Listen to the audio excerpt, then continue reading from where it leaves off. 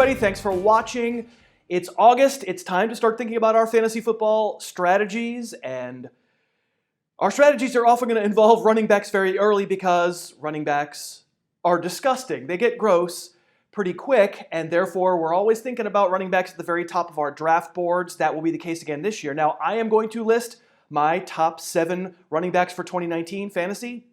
Some of the names aren't going to be the names you're seeing everywhere else. I'll do my best to justify. I probably won't convince a lot of you because there's a lot of echo chamber out there, but try to be open to my arguments. Let's see if I can convince you. Now realize I am talking about standard scoring systems here. If we have an exception or a difference with PPR, I'll mention it during the show, but you can always find my PPR ranks and all my ranks at harrisfootball.com. Let's get started with number 1. And at number 1 for me is Saquon Barkley. On the podcast last year, I proclaimed Barkley as the best running back prospect I've seen since I've been doing this silly job. And man, in his rookie year, did he ever back that up? He's the most complete back in the NFL, maybe the best back in the NFL. You see how sharply he cuts, where he can just change directions with a single step without slowing down very much. You see how incredible his acceleration is, where he can make a subtle adjustment to get into the clear and then explode and outrun everybody. You see how amazing the balance is, where he can take hit after hit and stay upright. I compared him to LaDainian Tomlinson before I ever saw him play in the NFL, and I think that comparison holds up after 1 year. The argument against Saquon at number 1 overall in all leagues that people are going to make, it's about his situation. The quarterback is either a bad old player or a very questionable rookie. The receiving core diminished. How can Barkley shine on what figures to be a bad Giants team? I don't know, people. I just saw him finish as the RB2 on a team that's probably at least as bad as the 2019 edition will be. I think he's absolutely a monster. He will make all the plays you could ever need. As much as I like other players on this list, I would be taking Barkley as the number 1 overall player in every single format in the world. Hey, quick break to say thanks to our sponsor in today's show. It's Manscaped, number 1 in below-the-belt grooming. Precision tools for your family jewels. Not to be indelicate, it does pay off to kind of look good down there, but you don't want to entrust that part of your body to just any electric trimmer because pain down there is really pain. You also don't want to use the same electric trimmer you use on your face. The Lawnmower 2.0 from Manscaped has proprietary skin-safe technology, so you won't nick anything down there that really shouldn't be nicked. I'm not too proud to admit it. I have one of these. Now I use it pretty regularly. I think the special person in your life would love for you to make a small investment in below-the-belt maintenance. You've known for years you should do a little something about what's down there, and now you can. Go to manscaped.com, use the promo code Harris20. They'll give you 20% off your first purchase. Do a little below-the-belt grooming. Manscaped.com, promo code Harris20. Okay, let's continue on with our running back list. At number 2, I'm listing Zeke Elliott, but I'm going to be honest with you. You're from the future. As I'm recording this, I don't know the status of Elliott's holdout with the Cowboys. Is there a chance that as August rolls on and Elliott remains unsigned, it's possibly prudent to lower him out of the 2 hole? Maybe. For the moment, I'm going to assume that somehow, some way, he either reports or they sign him to a deal. So I want to focus on Zeke as a player because, he's really good.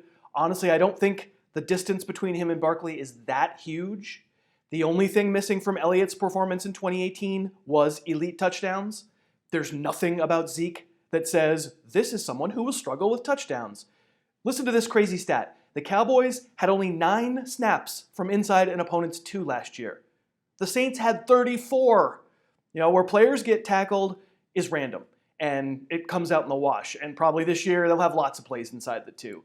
Elliott suddenly caught a whole bunch of dump-off passes last year, 77 catches, when his previous high had been 32.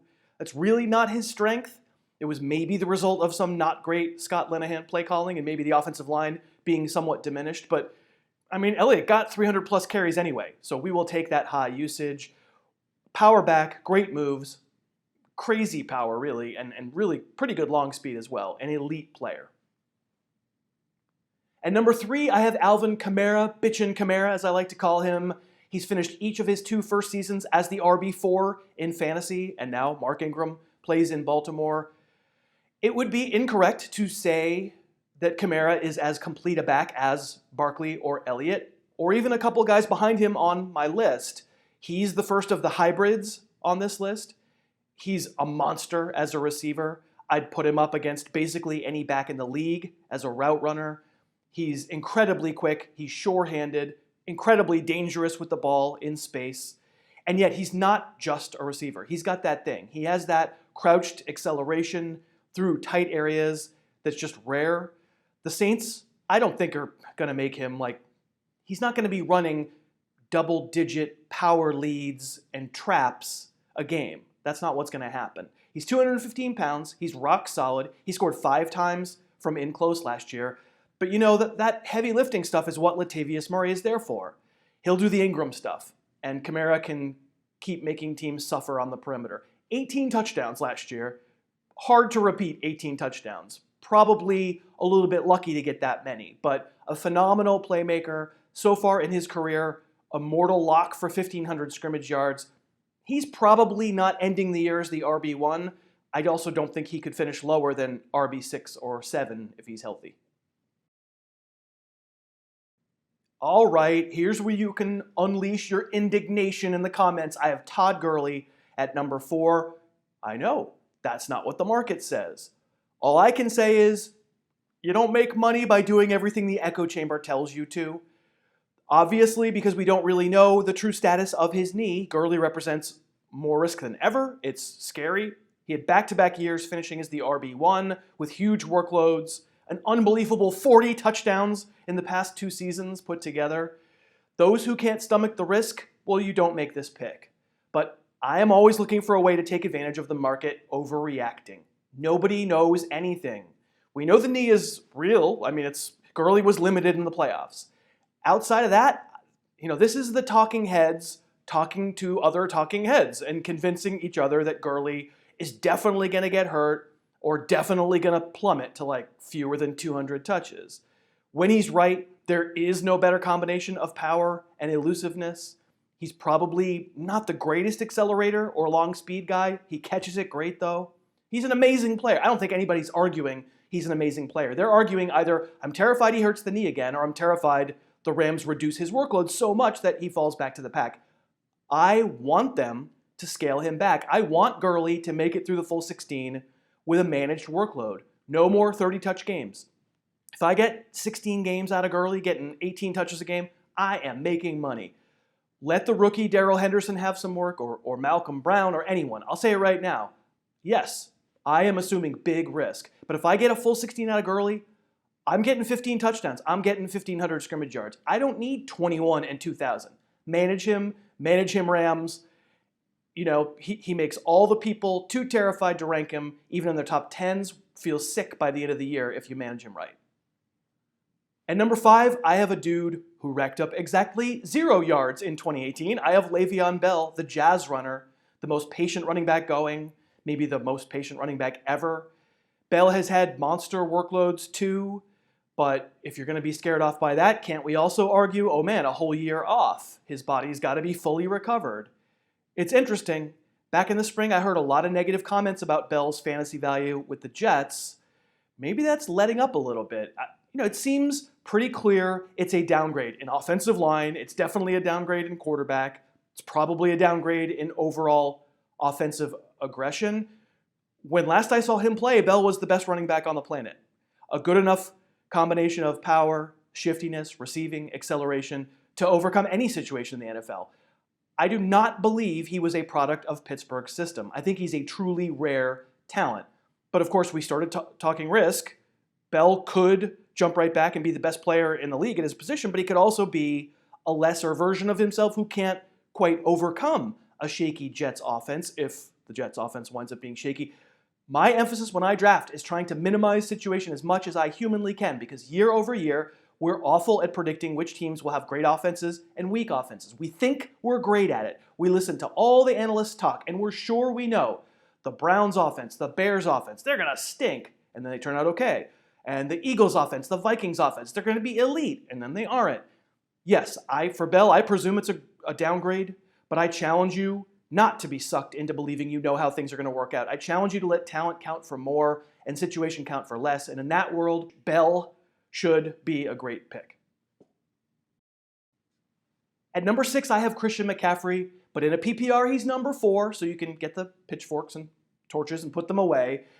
He'd be ahead of Bell and Gurley in a PPR. But in standard, I know this is a minority opinion, and once again, a little bit of a challenge to you. You can try and gauge these things not according to last year's numbers. That's my challenge. McCaffrey led the NFL in running back snaps last year. He's the size of Kevin Falk. He averaged 20 touches a game.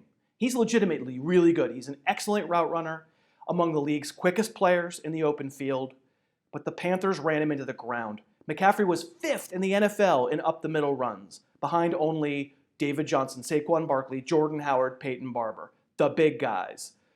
It speaks great of McCaffrey's toughness, and I'm ranking him 6th, so I'm not saying he's a bad player. I'm just worried it doesn't last. I'm trying to use my brain, not my heart.